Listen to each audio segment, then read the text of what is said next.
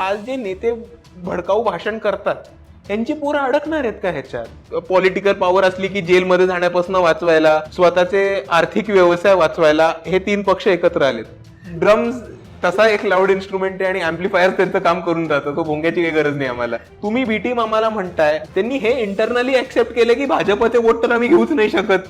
राज ठाकरे यांचं एक एकटं विधान नव्हतं ज्याच्याबद्दल मी बोलत होतो, ती एक प्रवृत्ती होती की जर आपण एक आंदोलनाचा पुकार देतोय तर आपल्याला पोराला तिकडे पाठवावं. ती चर्चा करायला अमित ठाकरेला तू आजच्या 100% मला फर्ग्युसन मधनं पॉलिटिकल सायन्स, ACG मधनं जर्नलिझम आणि रॉयल हॉलोवे मधनं मास्टर्स करायला नाही लागलं जस्ट टू से की मस्जिदीवरती हनुमान चाळीसाची भोंगे लावणं चुकीचं आहे. काँग्रेस आणि BJP are the 2 wings of the same bird. मी तर म्हणतोय आम्हाला काँग्रेसनीच पाठिंबा द्यायला पाहिजे होता भाजपशी लढायला. दुसरं सध्या महाराष्ट्रात एका अफेअरची चर्चा सध्या सुरू आहे. कुठलं अफेअर? नमस्कार, मी पंकज दळवी. लोकसत्ता.com वरती आपलं स्वागत.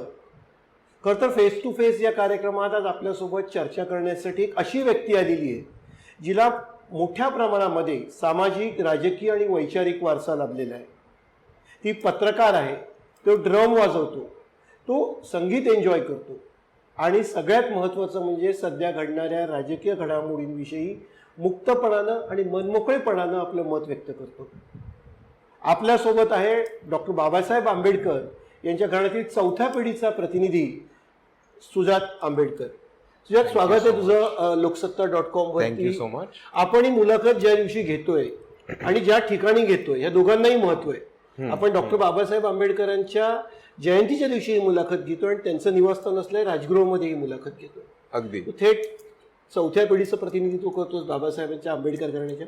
काय सांगशील तुझ्यासाठी आंबेडकर जयंतीचा अर्थ काय? कारण त्याचा पुढचा प्रश्न याच्याशीच निगडीत असणार आहे माझा, म्हणून तुला सुरुवात याच्यापासून करतो की तुझ्यासाठी आंबेडकर जयंतीचा अर्थ काय आणि तुझ्यासाठी काय, किती महत्व आहे त्याचं? आंबेडकर जयंती ही फक्त माझ्यासाठीच नाही किंवा फक्त आंबेडकरवादी समाजासाठी नाही तर बऱ्याच लोकांसाठी हा एक महत्त्वाचा सण असतो, महत्त्वाचा पॉलिटिकल सिम्बल असतं आणि त्याहून महत्त्वाचा एक एकत्र येण्याचा दिवस असतो. आजच्या दिवसाचा अजून एक महत्त्व असं आहे की आज 2 वर्षानंतर एकत्र येऊन, कोविड नंतर, लॉकडाऊन नंतर, पॅन्डेमिक नंतर लोकांना सामूहिकरित्या पब्लिकली रस्त्यावरती येऊन आपली जयंती साजरा करता आली. आणि जयंतीचे अजून पण बरेच सिग्निफिकंट ॲस्पेक्ट्स आहेत, गोष्टी आहेत. एक छोटा उदाहरण द्यायचं असेल तर बाकी धर्मांमध्ये बरेच सण वर्षभर येतात, पण एक काही समाजांसाठी किंवा काही धर्मांसाठी आंबेडकर जयंती हा कितीही बाय नेचर सेक्युलर असला तरी तो एक आपला सण म्हणून एक साजरा केला जातो. त्याच्याहून महत्वाचं म्हणजे एक बराचसा समूह इकडच्या व्यवस्थेपासनं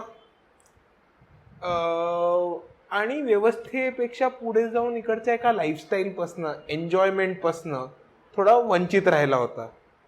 आणि Jayanti is there freedom of expression to say की आम्हाला काही ठिकाणांपासून तुम्ही लांब ठेवलेलं. आज अख्खा शहर आमचं आहे, आज अख्खं शहर आमच्या पद्धतीने हलणार आहे आणि आज आम्ही रस्त्यावरती उतरून जयंती साजरी करणार आहोत. आणि त्याच्यामुळे एक हा जो जयंती असतो त्याचा सगळ्यांची एक आपुलकी असते, सगळ्यांचं लक्ष वेधून घेतं आणि त्याहून महत्वाचं की कुठलाही माणूस कितीही सहजपणे त्याच्यात सामील होऊ शकतो. सुजात, आजच्या दिवसाचं एक महत्त्व आहे, आंबेडकर जयंतीचं एक महत्त्व आहे. मी सुरुवात थेट त्या प्रश्नापासून करतोय. TISS नावाची नामांकित इन्स्टिट्यूट आहे, त्या इन्स्टिट्यूटमध्ये एका कार्यक्रमाला तुला बोलवलेलं आणि अचानक काय झालं पुढे? मग नक्की घटना काय घडली की त्यांनी तुला येऊ नको सांगितलं? काय घडलं नक्की, जे मागची पार्श्वभूमी काय? सो मला एक 2 आठवड्यापूर्वी TISS मधल्या काही विद्यार्थ्यांनी संपर्क केलेला की 14 एप्रिलला आंबेडकर जयंतीच्या दिवशी तुम्ही येऊन जाल का? तर मी म्हटलेलं मला नक्की यायला आवडेल. आणि मी त्यांच्याबरोबर बसून एक 2 आठवड्यापूर्वी अशी तारीखच फायनल केली आणि वेळ फायनल नव्हती. फक्त मला विद्यार्थी म्हटले की जसं आम्हाला परमिशन हातात येते तसं तुला आम्ही वेळ कळवतो. मी म्हटलं ठीक आहे. त्याच्या पुढे जाऊन काल रात्री एक फोन कॉल झाला, त्याच्यामध्ये मला विद्यार्थ्यांनी सांगितलं की उद्याच्या इव्हेंटची परवानगी नाकारली आहे. तर ती नेमकी का नाकारली आहे, कशामुळे नाकारली आहे, हे अजून विद्यार्थ्यांनाही इन्स्टिट्यूटकडनं सो इन्स्टिट्यूटचं जे ऍडमिनिस्ट्रेशन आहे त्यांनी विद्यार्थ्यांना परवानगी नाकारली इव्हेंट घ्यायला. तर त्याचं अजून जाहीररित्या त्यांनी एक्सप्लेनेशन नाही दिलंय की नक्की जयंती साजरा करायचा कार्यक्रम का नाही होते किंवा त्यांनी परवानगी का नाकारली. पण आज त्यातले काही विद्यार्थी हे राजगृहावरती चैत्यभूमीवरती आलेले, तर मी त्यांना हमखास जाऊन भेटलो, त्यांच्याशी बऱ्याच गोष्टींवरती चर्चा केली आणि आमचं हे ठरलंय की आज काही नाही तरी एक गेट टुगेदर बिटवीन स्टुडंट्स आणि anybody who's willing to help them, किंवा कोणी जर त्यांच्या बाजूने उभं राहत असेल किंवा उभं नाही राहिलं तरी एक आज इकडच्या विद्यार्थ्यांच्या समोर बरेचसे प्रश्न आहेत, त्यांच्या मागण्या आहेत, ते कोणी ऐकायला जरी तयार असलं तर विद्यार्थी त्यांच्याशी बसून संपर्क साधून एक खुलं कॉन्व्हर्सेशन करायला भारतातला विद्यार्थी फॉर एव्हर रेडी असतो. सो मग त्या अर्थाने आम्ही पुढे कुठेतरी भेटायचं ठरवलंय. सगळ्यांना जाणून घ्यायला आवडेल की जो आहे तो आंबेडकरांच्या घरातला हा प्रतिनिधी जो आहे जो सामाजिक क्षेत्रात वावरतोय तो नक्की करतो काय, त्याचं बॅकग्राऊंड काय, त्याच्या आवडीनिवडी काय, तुला सुजात नक्की आहे काय? हा एक इंटरेस्टिंग प्रश्न आहे. सो माझं शिक्षण हे पुण्यातनं झालंय, विखे पाटील शाळेत होतो.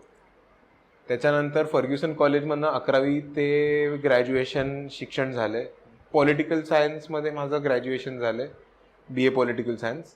त्याच्यानंतर मी मुंबईमध्ये येऊन scroll.in नावाची एक ऑर्गनायझेशन आहे, न्यूज वेबसाईट आहे, तिकडे एक 6 महिने इंटर्नशिप केली.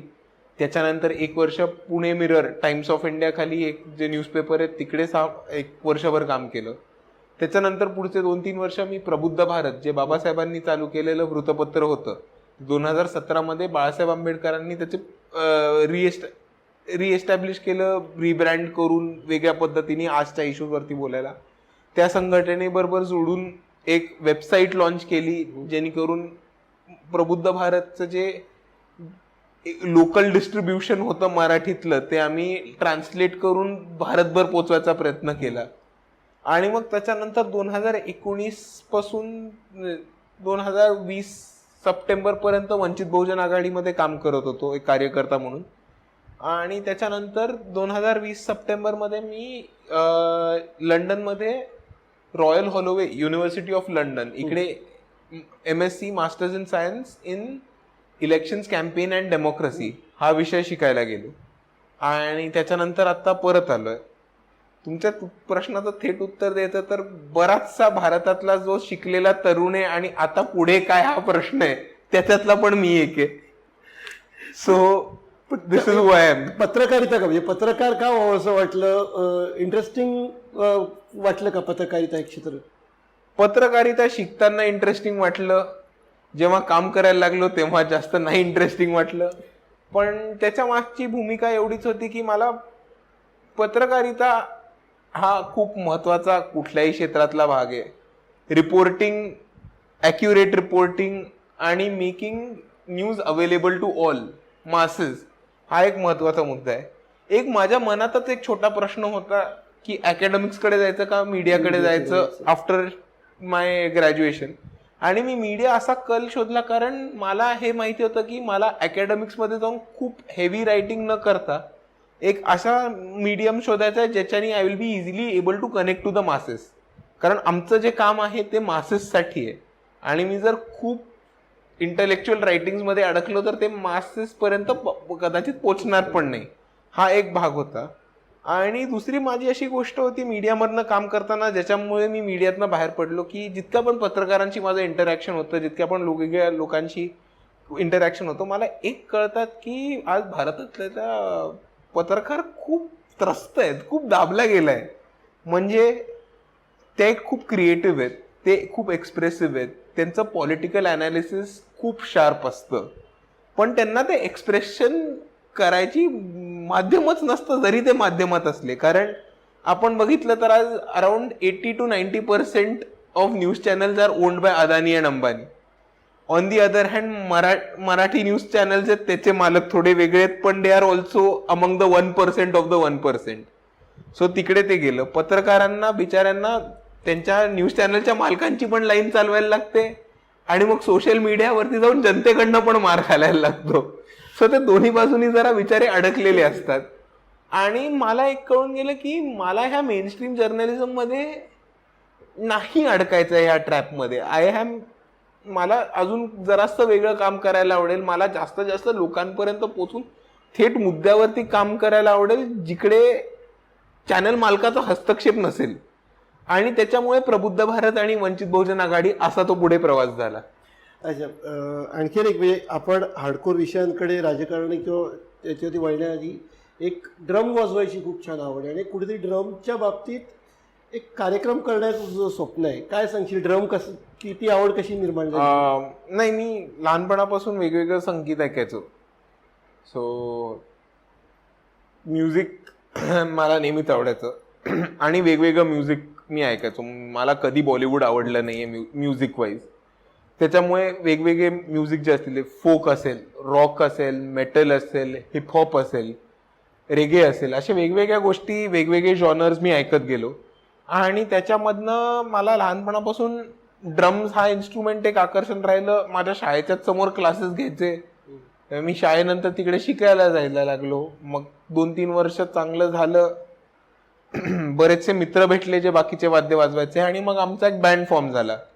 बँड कसा बऱ्यापैकी नॉन पॉलिटिकल होता. आम्ही पॉलिटिकल विषयांवरती कधी गायचो नाही किंवा आमची गाणी पण नॉन पॉलिटिकल होती बाय नेचर. तरी ॲज अ बँड आम्ही वेगवेगळ्या ठिकाणी छोटीशी भूमिका घेतली आहे. म्हणजे जेव्हा FTI मध्ये गजेंद्र चव्हाण यांच्या विरुद्ध, ज्यांच्या अपॉइंटमेंट विरुद्ध आंदोलन करत होते, तेव्हा आम्ही एक कॉन्सर्ट FTIच्या मुलांसाठी त्यांना प्रोत्साहन म्हणून हे FTIच्या कॅम्पसवरती केलेला. आणि अशा छोट्या मोठ्या गोष्टी आम्ही करत आलोय. पण एक आता ह्याच्या पुढे जेव्हा कधी तू ड्रमचा कार्यक्रम करशील तेव्हा भोंगा लावायला आवडेल तुला? हा ऍक्च्युली चांगला प्रश्न होता. नाही, आम्हाला ड्रम्स तसा एक लाऊड इन्स्ट्रुमेंट आहे आणि ऍम्प्लिफायर त्यांचं काम करून जातं. तो भोंग्याची काही गरज नाही आम्हाला. अजून एक लाऊड गोष्ट तू म्हणालास की लाऊड इन्स्ट्रुमेंट आहे. आणखी एक लाऊड गोष्ट तुला खटकली होती. थेट राज ठाकरेंना सुजात आंबेडकरांनी त्यांना उत्तर दिलं होतं. काय नक्की त्यावेळी तुझ्या मनात भावना होत्या? त्यांचे ते विधान ऐकल्यानंतर तू काय हे केलं? प्रोसेस काय होती? नाही, ते राज ठाकरे यांचं एक एकटं विधान नव्हतं ज्याच्याबद्दल मी बोलत होतो. ती एक प्रवृत्ती होती. ती प्रवृत्ती अशी होती की काही लोकांना असं वाटतं की आपली पोरं सुरक्षित राहतील, त्यांना उच्च शिक्षणाच्या संध्या मिळतील, ते AC कारमध्ये फिरतील, प्रॉबब्ली उद्या जाऊन लालबत्तीच्या गाडीमधनं फिरतील, पण आपण दुसऱ्यांच्या पोरांना कशातही उतरू शकतो आणि ते जे भोगायचे ते दुसऱ्यांची पोरं भोगतील. तर आज माझं त्या विधानाचं मागचं एक मोठं कारण असं होतं की माझे स्वतःचे वैयक्तिक असलेले कितीचे बरेचसे मित्र जे बहुजन समाजात नाहीत, त्यांच्या अंगावरती केसेस लागल्यात.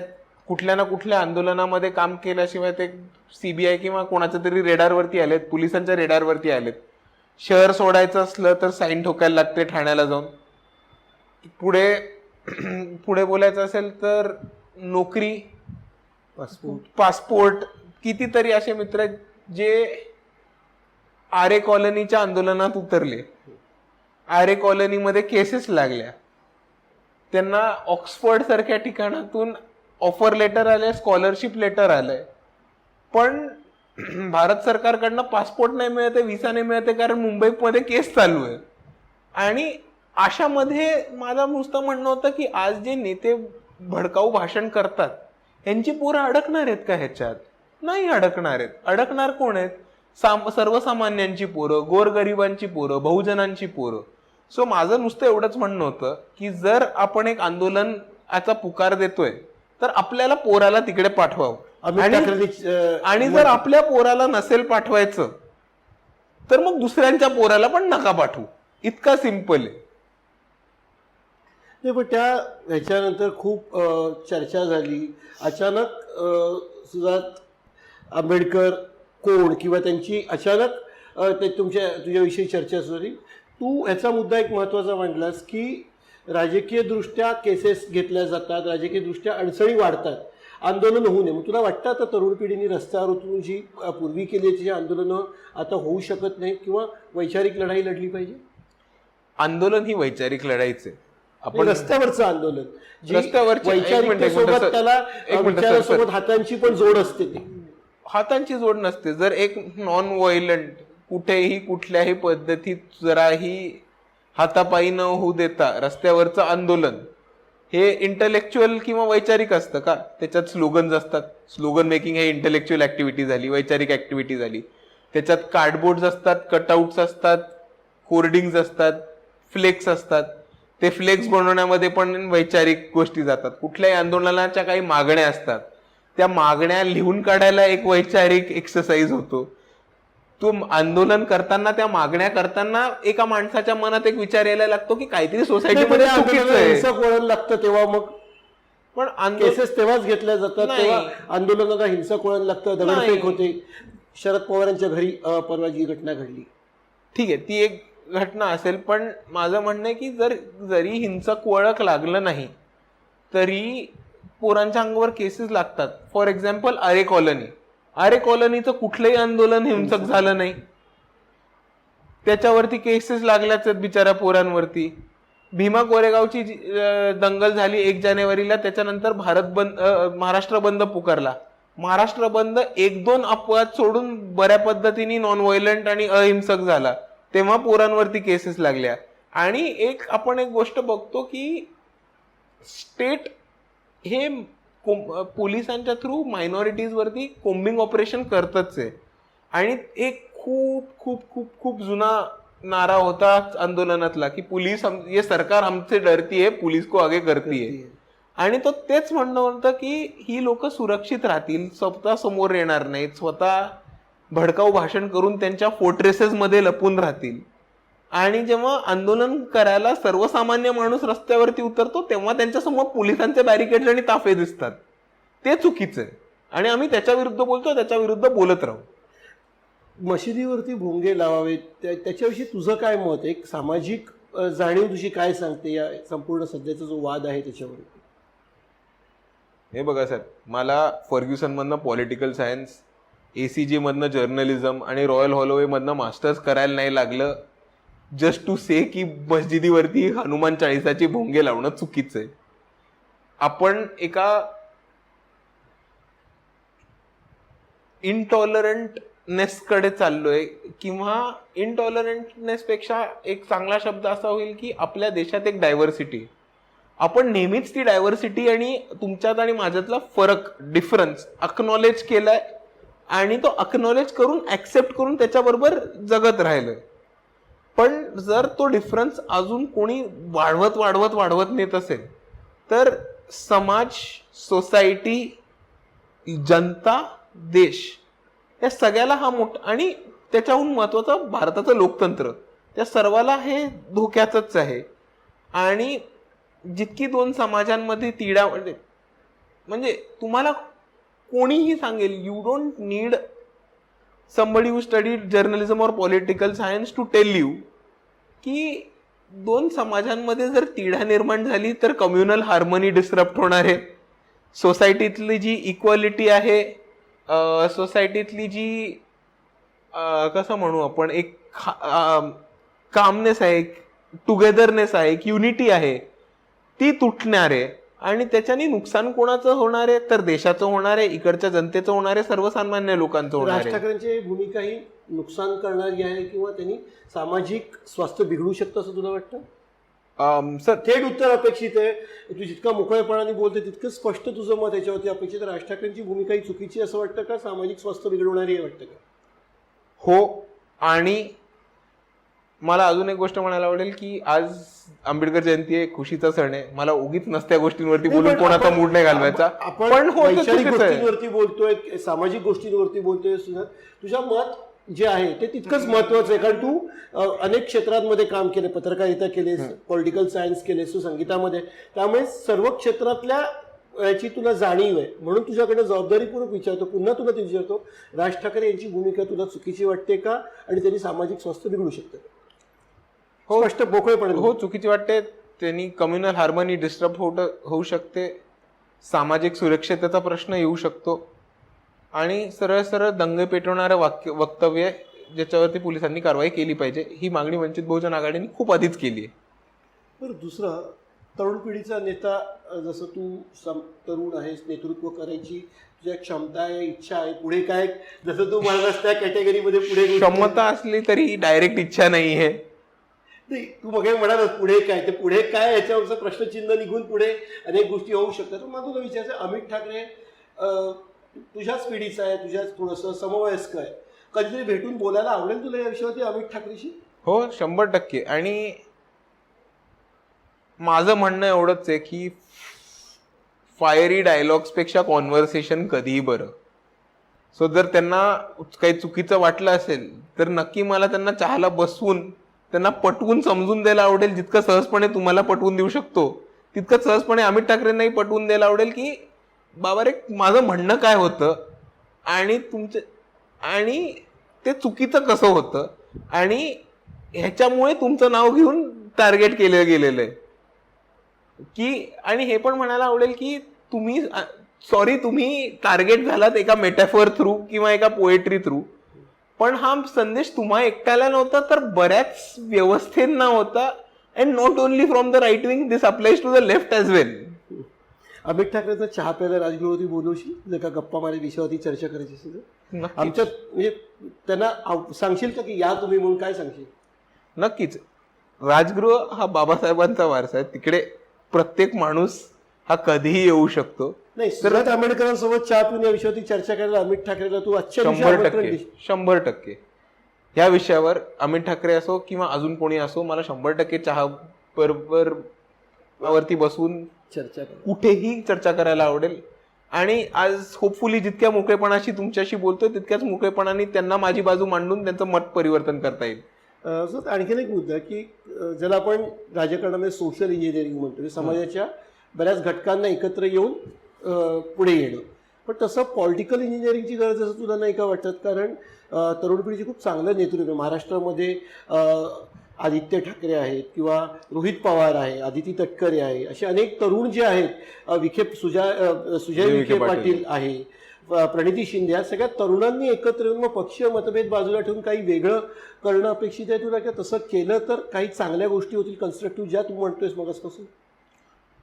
त्या होऊ शकतात, पण आपण अजून एक बघितलं तर हा पक्षवाद आता म्हणजे महाविकास आघाडीनंतर सगळंच पलटले, पण हा पक्षवाद नेहमीच पक्षवाद नव्हता ना.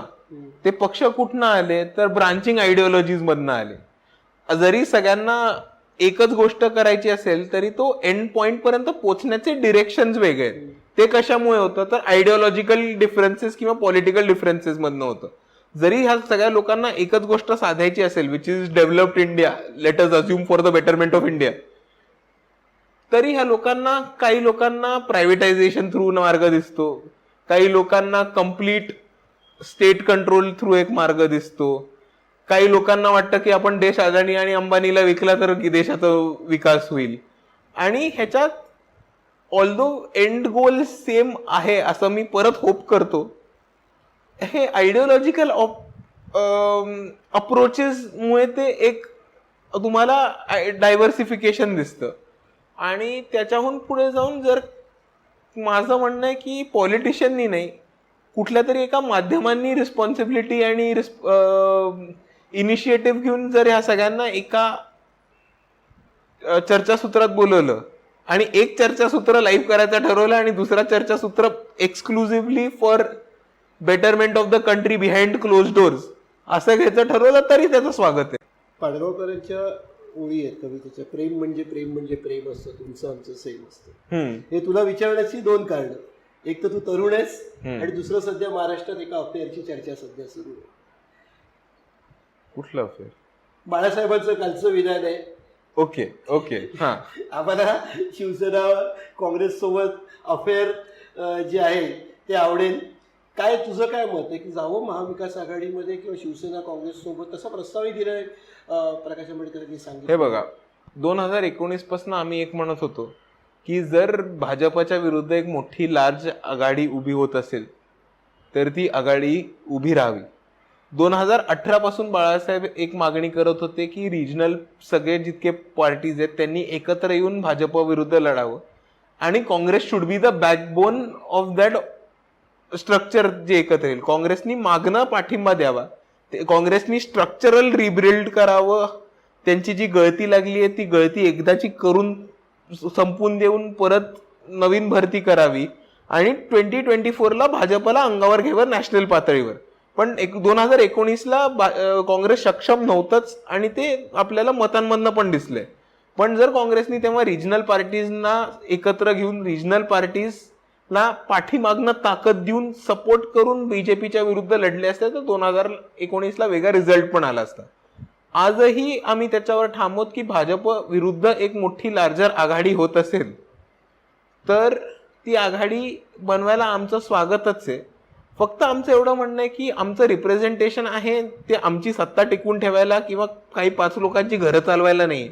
ते वंचितांना त्यांचं रिप्रेझेंटेशन मिळवण्याला, वंचित समूह जो आज खऱ्या अर्थाने डिप्राईव्ड राहिलेला पॉलिटिकल पॉवरपासनं, सोशल इमॅन्सिपेशनपासनं, इकॉनॉमिकल पॉवरपासनं त्यांना त्यांची संधी द्यावी आणि ती संधी देतानाच रिप्रेझेंटेशनचाच लढा असल्यामुळे वंचितांना सन्माननीय सीट मिळावा हे तेव्हा पण मागणी होती, ती आज पण मागणी राहते. आणि त्याच्याहून महत्वाचं म्हणजे तुम्ही 2019च्या इलेक्शन नंतर बघितलंय की 2019 इलेक्शनच्या बिल्डअपमध्येच भाजपने ईडी वगैरेचा वेडावाकडा वापर केला. त्याच्यानंतर 2019मध्ये 3 पक्ष एकत्र येऊन बसलेत. स्वतःचे इंटरेस्ट, स्वतःची सत्ता, स्वतःची पॉलिटिकल पॉवर असली की जेलमध्ये जाण्यापासून वाचवायला, स्वतःचे आर्थिक व्यवसाय वाचवायला हे 3 पक्ष एकत्र आलेत. तर माझं या 3 पक्षांना इंटरेस्ट एवढंच विनंती आहे की जर तुम्ही एवढ्या सगळ्यासाठी एकत्र येऊ शकता तर संविधान वाचवायला पण जरा एकत्र येऊन बघा कधीतरी. पण वाटतं तुला की ती लोक तुमचा प्रस्ताव स्वीकारतील किंवा तुमचं असणं त्यांना पुढे येऊन फायद्याचं ठरू शकतं? हा त्यांचा प्रश्न आहे, ते कसं बघतात हे ते ठरवतील. मी त्यांच्या बिहाफ उत्तर तर नाही देऊ शकत. तर की विरुद्ध एक खूप मोठी आघाडी निर्माण होणं गरजेचं आहे. काही वर्षांपूर्वीची हे आहे जेव्हा पंतप्रधानमध्ये देशद्रोहाच्या ह्याच्यावरती तुझ्यावरती आरोप झाले होते, हमेशाही आझादी या ह्याच्यावरनं तुझ्यावरती आरोप झाले, तेव्हा सिच्युएशन कशी होते? तेव्हापासून भाजपा खटकते का तुला किंवा भाजपच्या विरोधात स्ट्रॉंग आघाडी उभं करणं गरजेचं आहे कधी वाटलं? नाही, हे Bhajap to be very honest, जेव्हा भाजप हा नेहमी आंबेडकरवाद्यांना प्रॉब्लेमॅटिक पक्ष वाटतच आलाय आणि आंबेडकरवाद्यांचं आणि भाजपचं म्हणजे काँग्रेस आणि BJP are the 2 wings of the same bird असं म्हटलं तरी काही गैर नाहीये.